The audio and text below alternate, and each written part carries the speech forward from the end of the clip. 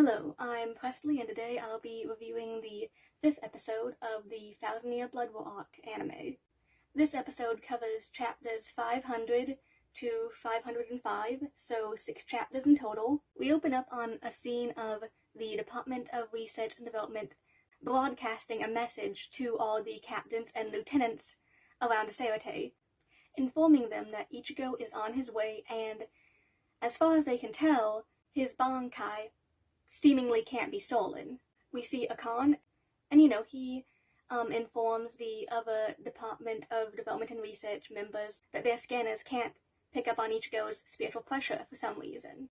Of course, then Jidambo breaks through the wall, clearly under someone's control. We then cut over to Ichigo in the jail that Kyuge put him in the last time we saw the two of them. Of course, he's slashing at the bars, trying to break out of it. He grabs the phone he has, and it's apparent pretty quick that while he can hear things going on the other end of the line, they can't hear him. So he's stuck there, having to listen to the screams and cries of, all the other Soul Reapers on the other end. Then, of course, we have Rukia stating that she knows Ichigo will be there soon. Then, of course, the opening plays. We cut back over to Kyuge Opie, and, Kisuke, and Orihime, Nell, Chad, and we have Kyuge going on about how, Ichigo won't be able to break out of that. Of course, then he turns his attention over to Kisuke and the others, and we see him get cut in half. Now we see Kisuke surprised, a bit concerned about who just saved him. Then we see the character who just saved him point their sword at Kisuke. Now I'm not gonna say who this obviously is that saved them, but if you read the manga, you know. We cut back over to the Asnot and Byakuya fight. We see Byakuya getting slashed. He's bleeding a bit from, his shoulder area, from where he was hit. We have Asnot speaking for the first time in the anime, and his voice fits him greatly, honestly. Giving his monologue about fear. We have Byakuya, rush towards Asnot, attempting to strike him with his Zanpakuto, thinking that he can't let this overwhelm him and that he has to get through this fight, and he starts thinking about Rukia, and then we have the scene of the image of Rukia he has in his head, her flesh quickly decaying, leaving her decayed skull. We then also get the scene of Byakuya, covered in that swarm of flies, before he's able to somewhat snap out of it and, swing his sword again at Asnot. Then, of course, Asnot activates the Bankai that he stole from Byakuya to use to attack him. We cut over to a quick glance at Rukia, and we see her notice one of Zenbone Zakura's petals float in the air next to her. We cut back over to Asnot using Byakuya's Bankai on him, severely slicing up Byakuya just all over. It's a mess. He's bleeding quite a lot. We then have Wenji launch an attack at Asnot. And of course all the destruction over in that area catches Rukia's attention, causing her to start running that way. And of course she is stopped by Sternritter P, which is interesting, because while we knew that Rukia was attacked by someone in the manga, we didn't get to see who it was. So this is an interesting addition. We cut back over to Byakuya just repeatedly being slashed and sliced up with his own Bankai, just over and over and over again. Of course, Wenji's not going to stand for that, so of course he gets ready to use his Bankai. But before he can, Sternritter S knocks Wenji fairly far away from where him and Asnot are.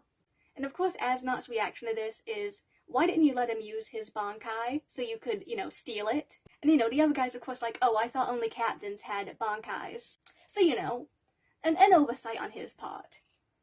We see Byakuya just an utter mess against that wall. His blood just everywhere. He's definitely looked in better shape, to say the least. We then cut over to Ugram and Yuhabak, where we see Captain of the 11th Division, Kenpachi, walk up. Of course, he throws down 3 different Sternwitters, Sternwitter R, Q, and Y, which honestly, it makes sense that Kenpachi is the one that, has already managed to kill 3 of the Sternwitters because it's Kenpachi. Then, of course, we see Yhwach and Kenpachi start fighting. But, before we can see anything else, we cut back over to Ichigo. He's utterly distraught, thinking about all of his friends and companions over in Soul Society as he tries to break out of there. We move over to Akon and the rest of the Department of Research and Development, talking for a bit after they've, made it out of the place that was originally attacked. Bleeding a bit here and there, but they aren't in, severe condition.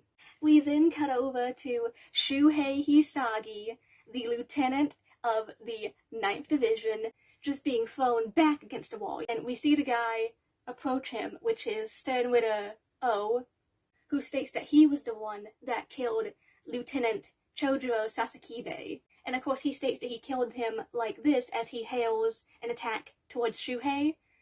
But then, just in time, Head Captain Yamamoto steps in, deflecting the attack easily. And of course, then, Sternwitter O uses Chojuro Sasakibe's Bankai that he stole.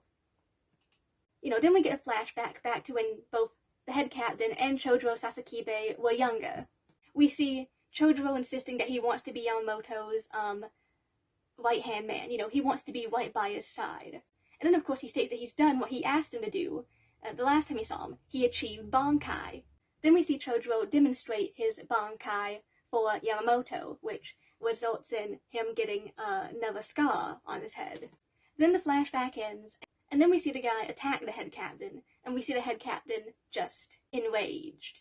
Because he knows for a fact that Chojuro Sasakibe's Bankai would never be this weak, as he puts it. Right before he burns Sternwitter O alive. Then of course he heads off to go confront Yhwach. And of course we get shots over to all the other captains, who can sense that the head captain is furious. And this helps to motivate the others.